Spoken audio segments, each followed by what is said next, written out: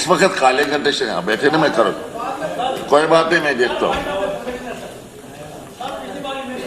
ठीक है, पिछले 6 महीने से सर एसडीएम पोस्ट खाली करना है सर, तो मैं चाहूंगा सर आपकी तरफ से डायरेक्शन जानी। कोई बात नहीं, कोई बात, तशरीफ रखिए आप। Mister Randhir Singh, number 1166, minister in charge health and medical education.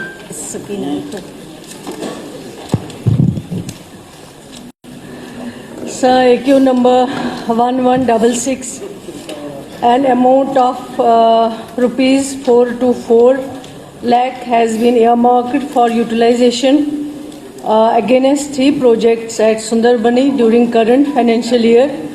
Out of this, 361.90 lakh has been released by the Finance Department, against which an expenditure of rupees 300 lakh has been incurred so far. The nomenclature of projects is as under: construction of 50-bedded additional block at SDA Sundarbani, setting up of dialysis unit at SDA Sundarbani. Number 3, design, supply, installation, commissioning and DSICT ETP of 5 KLD capacity at Government GHC Kalakot Rajouri. The financial details of projects are enclosed as Annexure A to this reply. The project under execution are regularly being monitored. Delays, shortfalls noticed or reported to the executing agency to pace up execution as to ensure the utilization of funds and completion of buildings in the fixed timelines.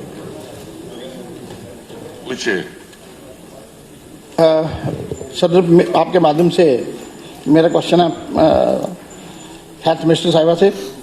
Sir, CHC Kalakot जो जिसकी capacity है 20 bed hospital है, उस पर 1 bed 3 patient जो हैं वो share करते हैं और सख्त ज़रूरत है उसको अपग्रेड करने की, SDH का दर्जा देने की। और जहाँ तक ताल्लुक है, सिर्फ एक एक्सरे टेक्नीशियन वहाँ पे काम कर रहा है पूरे कालाकोट में, उसमें 63 भी है, मुगला भी है।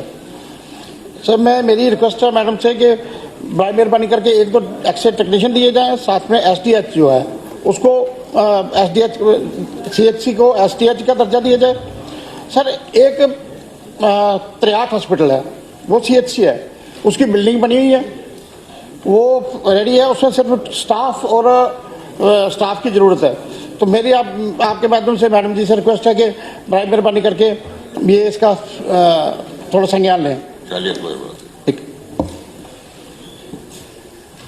सर, हाँ, मैंने ऑलरेडी बता दिया। एक जो construction of 50 bedded additional block at SDH Sunderbani, ये ऑनगोइंग प्रोजेक्ट है, UT कैपेक्स में है, अप्रूव्ड कास्ट इसका है 1857 और इसके जो है SDH सुंदरबनी है, कालाकोट की बात कर रहा हूँ, CHC कालाकोट है, उसको अपग्रेड कर देंगे। अपग्रेड, जहाँ तक अपग्रेडेशन की बात है सर, अपग्रेडेशन अभी नहीं हो रहा है क्योंकि अभी हमारे पास जो एग्जिस्टिंग है, जैसे आप सब कभी कभी अक्सर यहाँ बेशतर कंप्लेंट करते हैं कि डॉक्टर्स अवेलेबल नहीं है या स्टाफ अवेलेबल नहीं है, वैकेंसीज बहुत ज़्यादा है। तो इसलिए हमारी प्रायोरिटी फ़िलहाल यही रहेगी सरकार की कि जो हमारे पास एग्जिस्टिंग है उसको फ़िलहाल मजबूत बनाएं ताकि वहाँ अच्छा से अच्छा इलाज मिल पाए। और जब ये हम कंप्लीट कर पाएंगे उसके बाद जब ये अपग्रेडेशन होगा और एज पर नॉर्म्स अगर आपका वहाँ SDH जो भी है या CHC है, अगर वो फुलफिल करता है क्राइटेरिया को, तो उस वक्त ज़रूर उसको भी जब अपग्रेडेशन होगा उसको भी उस वक्त एग्जामिन किया जाएगा। तो PHC 63 है, उसकी बिल्डिंग CHC की बनी हुई है, लेकिन कैपिटल इवेंट्स किया हुआ है, पता नहीं 10 साल से कब से। तो उसको प्लीज़ मेहरबानी देखें, उसको CHC का दर्जा दे दें ताकि कम से कम वहाँ के रूरल एरिया के 75% से ज़्यादा पब्लिक जो है, लोग जो है रूरल एरिया में रह रहे हैं, तो बड़ी मेहरबानी करके ताकि उसको देखा। आपने दे दिया जब की बात कर रहे हैं, अगर सर आपको याद होगा ये सवाल पहले भी आया है और एजुकेशन डिपार्टमेंट का मैंने पहले ही कहा था कि 14 से पहले जब honourable chief minister Omar Abdullah साहब कैबिनेट की सदारत कर रहे थे, उस वक्त 825 के करीब जो स्कूल्स हैं उनको और हेल्थ सेक्टर में अपग्रेडेशन हुई थी, काफ़ी ज़्यादा 825 के करीब। लेकिन उसके बाद जब गवर्नमेंट 2014 में बनी, पीडीपी और बीजेपी की सरकार जब आई, उसके दौरान जो है तभी ये 825 का ऑर्डर जो है उसको इल्तिबा में रखा गया है और उसके लिए अभी काफ़ी हद तक फिर क्रिएशन है। बाकी अगर उस वक्त किया होता तो आज ये किसी हद तक आगे चला गया होता, लेकिन ये रोक लिया गया है उस वक्त। लेकिन अब जब अपग्रेडेशन होगा उस वक्त इस ऑर्डर में भी जो 825 के करीब है उनको भी देखा जाएगा। अगर आज के डेट में वहां पे फुलफिल क्राइटेरिया में करते हैं तो उस वक्त जो है ये जो पहले के 825 है जो इल्तिबा में रखा गया उस वक्त उनको भी देखा जाएगा कि उस वक्त आज के डेट में कौन सा क्राइटेरिया में आता है, कौन सा नहीं आता है। जो आएगा जब अपग्रेडेशन होगा उस वक्त उसको भी एग्जामिन किया जाएगा। मिस्टर तनवीर सादिक साहब, बस आ गया, आपका जवाब आ गया। AQ 692. Minister in charge public works.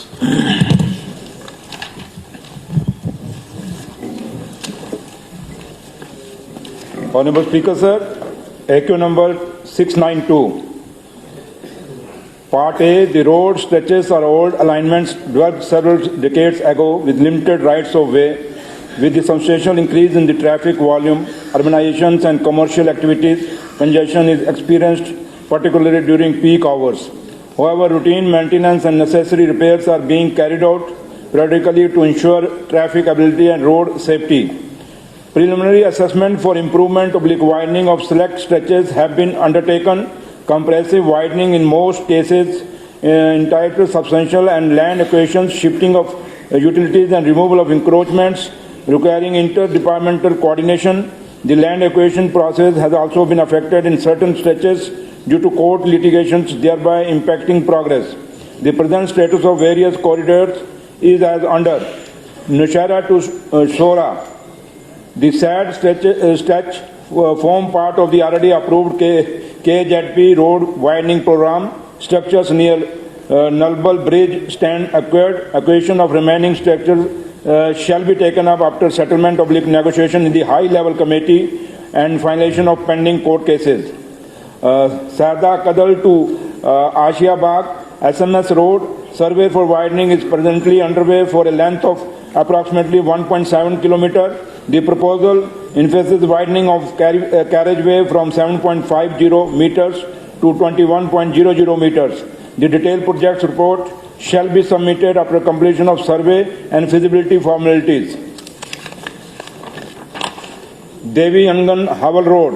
The preliminary project report for widening of the upgradations have been prepared by Chief Engineer R&B Central Kashmir under CRIF scheme for an estimated cost of rupees 31.25 crores, including land acquisition and utility shifting cost of rupees 30 crore and development cost of rupees 1.25 crore.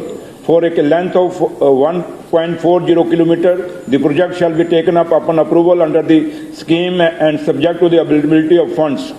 Alamgiri Bajar Chowk, the project stands approved under UT sector 2025-26 for an amount of rupees 335.00 lakh, which includes acquisition of 5 structures and junctions redesigning. The DPR is under process for accord of administrative approval of the technical sanction and shall be considered subject to the availability of funds.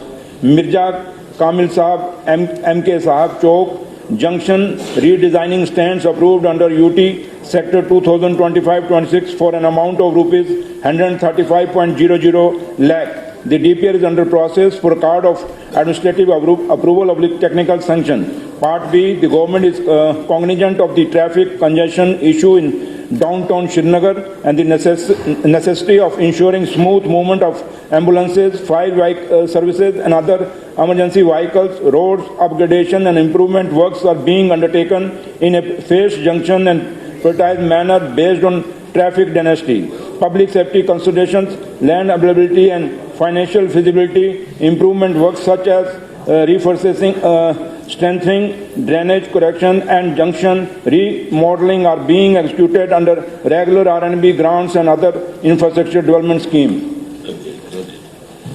बहुत बहुत शुक्रिया sir. Sir बड़ा comprehensive जवाब था, लेकिन इसमें एक बहुत मेजर जो प्रॉब्लम शहर श्रीनगर के साथ आ रही है, और जिस तरह आपने अपने आंसर में भी बोला है कि ये बहुत टाइम से ये जो कंजेशन है श्रीनगर शहर और खासकर शहर खास में, प्रॉब्लम ये हो रहा है कि अगर हम कोई ज़मीन या कोई दुकान लेते हैं, उनको हम कुछ पैसा देते हैं। फॉर एग्जांपल एक प्लॉट में अपने एक एरिया कहूँगा आलमगिरी बाज़ार में, जिसका वैल्यू बहुत ज़्यादा है, हम उसको 10 लाख रुपया देते हैं। उस 10 लाख के बदले उसको किसी भी जगह उतने पैसों की वो जगह नहीं आएगी।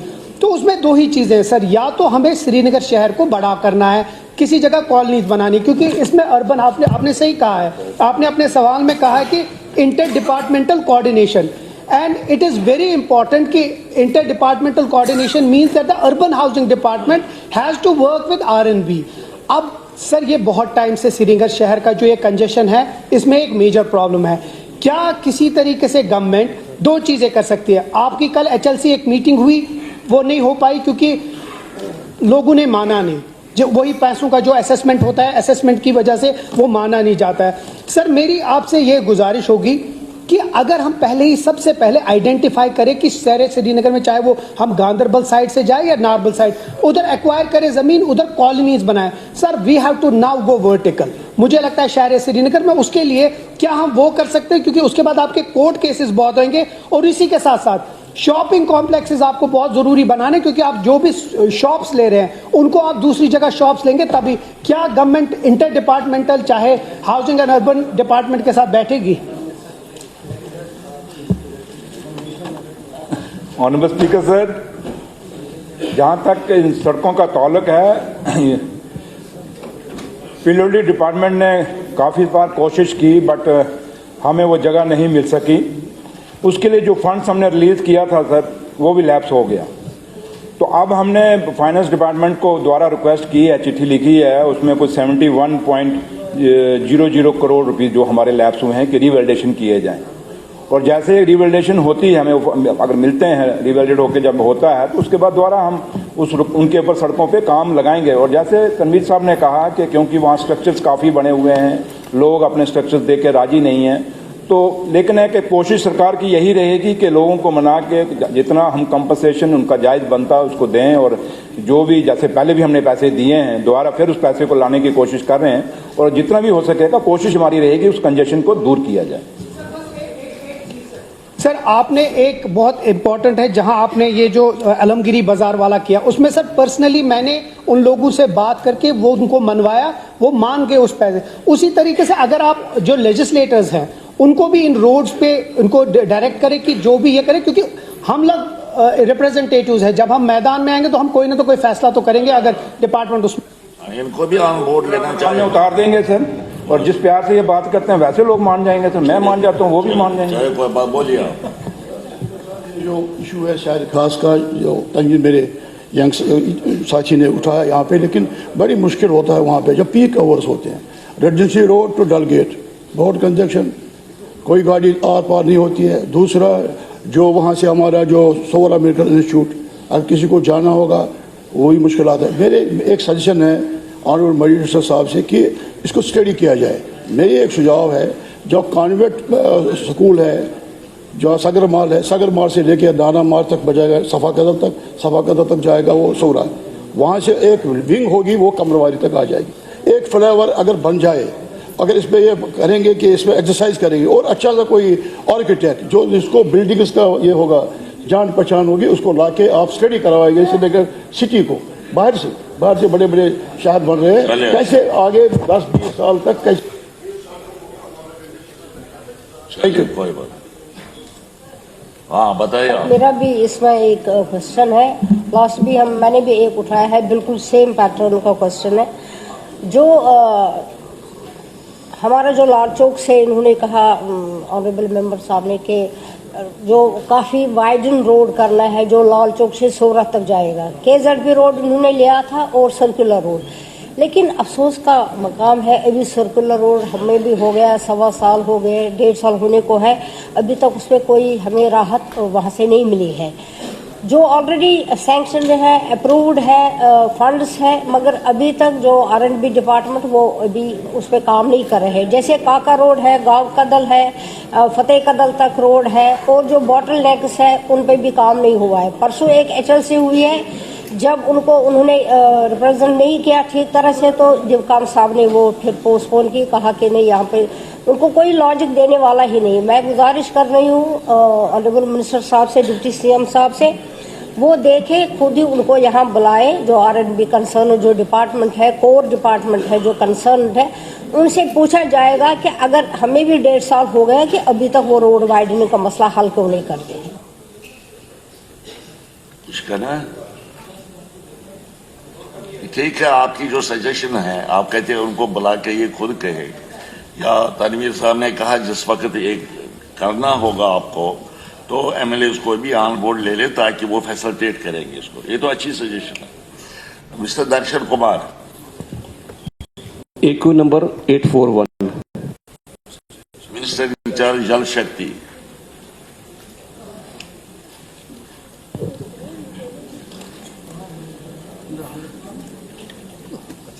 Sir, EQ number 841,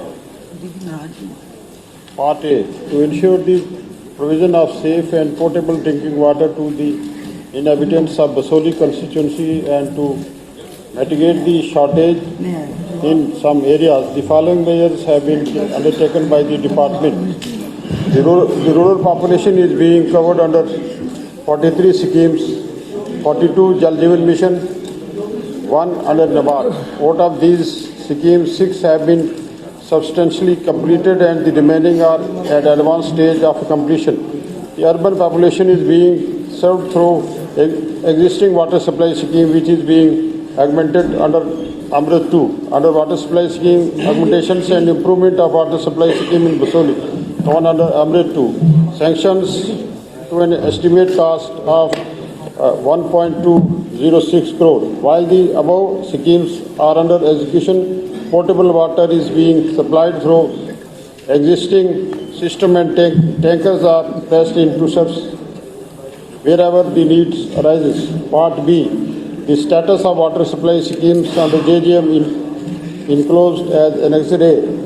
Government of India has announced the extension of the mission up to December 2028. Shall be Part B and shall be completed within the extended time. Part C, the CDR security deposit performance security of works are being released as per the condition of the contract. पूछे, आपको सवाल पूछ लें कुछ। जी sir, मेरी Basoli constituency की 42 स्कीमें हैं। 42 स्कीमों में से अभी तक एक भी स्कीम जो है वो कंप्लीट नहीं हुई है। इसमें बताया गया है कि 6 स्कीमें जो है वो कंप्लीशन के ऊपर है, लेकिन ऑन ग्राउंड आप देखेंगे तो कोई भी स्कीम जो है कंप्लीट नहीं है। पहाड़ी एरिया है हमारा और मैक्सिमम प्लास्टिक की पाइप यूज की गई है। आए दिन स्लाइडिंग हो रही है, कहीं जंगल है, आग भी लगती है, तो प्लास्टिक की पाइप वहां पे कामयाब नहीं है। मैंने बार बार डिपार्टमेंट से समय समय पर बात करी है और आए दिन वहां पे लोग आए दिन प्रोटेस्ट कर रहे हैं। इतना बुरा हाल है पानी का, क्योंकि पानी की तो मेन बेसिक चीजें हैं। आने वाले समय में अब गर्मी आ रही है तो ये जो हाल रहा, इस हिसाब से तो लोगों को पानी मिलना मुश्किल हो जाएगा। दूसरा, आपने कहा कि गवर्नमेंट ऑफ इंडिया ने इसको 2028 तक कंप्लीशन कर दी है, लेकिन स्टेट गवर्नमेंट क्या कर रही है इसके ऊपर और क्या करने जा रही है कि जो आने वाले जो गर्मियों का टाइम है कि हमारे लोगों को पानी मिल सके, इसके लिए किस प्रकार की व्यवस्था की जा रही है। बाकी जो मैकेनिकल वाले जो आपके डिपार्टमेंट वाले हैं, ना उनके पास में सामान है, ना मोटरें हैं, ना उनके पास में मेन पावर है, और जो दूसरे भी डिपार्टमेंट वाले हैं ना उनके पास स्टाफ बचा है। जो डेली बेजर भी थे, जो परमानेंट स्टाफ था उनका, वो भी रिटायर होता जा रहा है। तो कहने का मतलब ये है कि इतनी बुरी हालत है, और पानी तो एक मेन चीज है। हम बहुत बड़ी बड़ी बातें भी करते हैं, लेकिन मेन पानी तो लोगों के लिए बहुत ही जरूरतमंद ये है। मेरा हमारे ऑनरेबल मिनिस्टर साहब से निवेदन है कि आप कोई ना कोई ऐसा स्टेप उठाएं कि जिसके कारण कि आने वाले गर्मियों में क्राइसिस ना हो और लोगों को पानी मिले। बसोली का सवाल सर, ये क्योंकि JJM मिशन जो है ये प्रधानमंत्री साहब का मिशन है और पूरे देश में JJM की ये जो स्कीम थी ये 2019 में इसको इंट्रोड्यूस किया गया। 2024 तक इसका फाइनल स्टेज था इसको कंप्लीट करने के लिए, लेकिन काम जो है वो मुकम्मल नहीं हो पाए, जिसकी वजह से इसकी एक्सटेंशन इसको दी गई है और 2028 तक इसका एग्जीक्यूशन पीरियड करार पाया है। जहाँ तक इनकी कंस्टिट्यूंसी का ताल्लुक है सर, ये ऑनरेबल एमएलए साहब का कंसर्न सही है, क्योंकि 42 स्कीमें इनकी हैं। एक नबार्ड में स्कीम चल रही है और इनका जो टाउन है वो अमृत 2 में उसका काम चल रहा है, और जो जेजेएम की स्कीमें हैं वो यहाँ बताया गया है कि वो फुली कंप्लीट नहीं है। और क्योंकि ये पूरा हाउस जानता है, जनाब जानते हैं कि जेजेएम में कोई पैसा आया नहीं है, और जिसकी वजह से साहब काम जो हैं वो इल्तवा में पड़े हैं। हम कोशिश कर रहे हैं सर, इसमें जो ही हमें कोई सिग्नल मिलता है गवर्नमेंट ऑफ इंडिया से, क्योंकि 2 बार मैं भी यूनियन मंत्री साहब से मेरी मुलाकात भी रही, ऑनरेबल चीफ मिनिस्टर साहब भी तशरीफ ले गए, लेकिन अभी तक कोई सिग्नल वहाँ से आया नहीं है। हम कोशिश कर रहे हैं सर, जम्मू कश्मीर सरकार पूरी तरीके से नज़र बनाए हुए है, और जो ही हमें वो पैसा मिलता है हम उस पर काम शुरू करेंगे।